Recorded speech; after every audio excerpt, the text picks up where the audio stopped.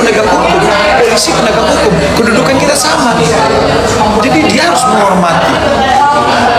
Penegak hukum dalam konteks ini adalah pengacara Nikita Mirzani, gitu. Itu Bang. Ya, nah kaitan ketika sidang juga Nikita berdebat dengan jaksa penuntut umum dari JPU mencari sebuah keadilan. Dilihat dari kacamata hukum dan etika hukum, menurut Bang Deddy seperti apa tentang hal itu?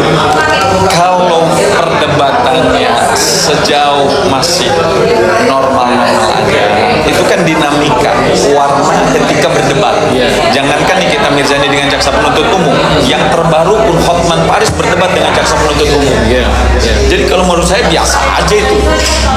Kita boleh berdebat dengan keilmuan kita, tapi tidak dengan emosi. Ya kan? Karena apa? Perdebatan kita di dalam proses persidangan adalah untuk memperjuangkan hak-hak dan kepentingan hukum klien kita, tidak lebih. Setelah selesai sidang, kita bisa senyum lagi di luar, bisa ngopi bareng lagi. Tapi ketika di dalam persidangan, kita kebetulan lagi mewakili klien kita, ya kita fight, kita berjuang gitu loh.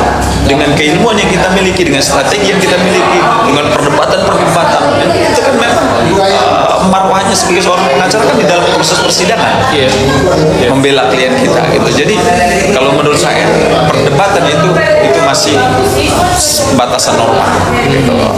Tapi kalau misalkan sudah, mohon maaf kayak si Rasman Nasution misalkan ya, atau Firdaus misalkan, itu kalau itu udah melanggar lah.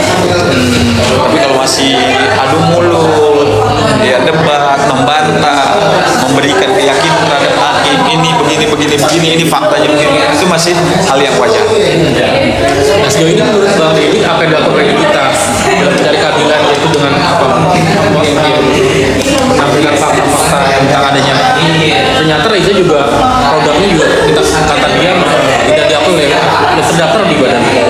Apakah ini juga menjadi pelajaran ketika kasus seperti ini juga memberikan ada acuan ketika produk mungkin belum ada badan POM-nya? Apakah kedepannya seperti apa melihatnya? Ya makanya inilah yang harus dirapihkan dalam proses pengawasan, terutama yang berkaitan dengan BPOM.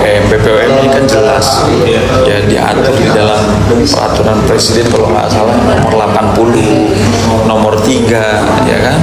Itu kan jelas di situ bagaimana tugas, tupoksi, kewenangan, fungsi daripada BPOM, BPOM namanya ya kan, Badan Pengawas Obat dan Makanan. Dia di situ harus betul-betul selektif. Kalau memang tidak memenuhi standar, ya jangan sampai beredar dong di pasaran. Kalau beredar di pasaran, itu kan berarti merusak. Nanti masyarakat yang menjadi korban, gitu loh. Jadi itu kan berarti kan melanggar undang-undang, melanggar konstitusi. Jangan sampai nanti orang beli skincare itu kan pengen cantik, pengen bersih, bukan pengen hancur mukanya. Kalau saya lihat kemarin juga ada yang dihadirkan sebagai saksi korban daripada skincare tersebut. Jadi kalau memang tidak memenuhi standar di dalam BPOM, harus itu cepat ditarik produk. Jangan sampai terus banyak korban yang masyarakat kasihan lah. Gitu. Jadi ini harus lebih atensi lagi, terutama kepada pemerintah. Mungkin dalam konteks ini adalah Bapak Presiden kita Prabowo, kita minta coba diatensi ya pejabat dari BPOM, ya kan? Jangan sampai BPOM ini, mohon maaf, bekerja tidak secara objektif, tapi lebih ke tendensius. Kalau memang produk skincare dari Reza Gladys itu tidak memenuhi standar, tarik semua, ya kan? Jangan sampai beredar yang notabene pasti akan merugikan masyarakat Indonesia. Kasihan masyarakat Indonesia, bukan dia mau dapat sehat, mau bersih, mau cantik, malah hancur mukanya. Jadi mohon kepada Bapak Presiden untuk kasus Nikita Mirzani ini mohon ditouch, ya kan? Ditouch, apalagi yang berkaitan dengan produk yang tidak berstandar BPOM. Jangan sampai beredar di masyarakat. Mungkin apa edukasi hukum yang bisa kita tolak dari kasus ini dengan Reza Gladys sendiri ini? Pembelajaran bagi banyak orang. Ya, jadi yang pertama adalah untuk kita ambil hikmah dari perkara atau permasalahan yang kita terjadi dengan Raja Gladys. Ketika kita memang mau bertransaksi, jangan lupa kesepakatan itu dibuat harus secara tertulis. Karena yang berkaitan dengan keperdataan itu adalah kebenaran formil yang dicari. Kalau kebenaran formil yang dicari, maka kita paling tidak harus ada coret-coretan, ya kan? Harus ada perjanjian secara tertulis. Jadi walaupun ya mohon maaf kita masyarakat Indonesia ini contoh ada bisnis, ya kan, walaupun dengan saudara, dengan keluarga tetap harus ada catatan, ya, supaya apa? Kalau seandainya dia prestasi, ya kan, tidak mengakui, kita ada bukti. Jadi tidak hanya dilakukan secara lisan, itu yang pertama. Ya. Yang kedua, mohon maaf, Indonesia ini kan lebih ke apa, kayak FOMO, ya, ikut-ikutan. Kayak contoh ada skincare murah, jangan tergiur dengan harganya yang murah. Ya, tolong kita teliti dulu. Ya, kita cek dulu. Kita ada dokter, ada teman-teman saudara kita dokter, mau dicek ini produk yang kita mau pakai apakah sudah berstandar BPOM atau tidak.